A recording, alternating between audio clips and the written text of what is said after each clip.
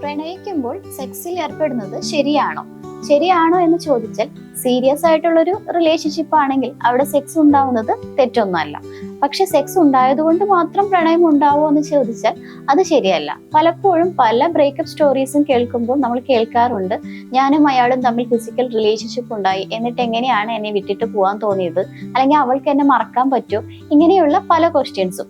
അങ്ങനെയാണെങ്കിൽ നിങ്ങളൊന്ന് ചിന്തിച്ചു നോക്കൂ, 10-15 വർഷം ഒരുമിച്ച് ജീവിച്ചവർ പോലും ബ്രേക്കപ്പ് ആവുകയും ഡിവോഴ്സ് ആവുകയും എല്ലാം ചെയ്യുന്നില്ലേ?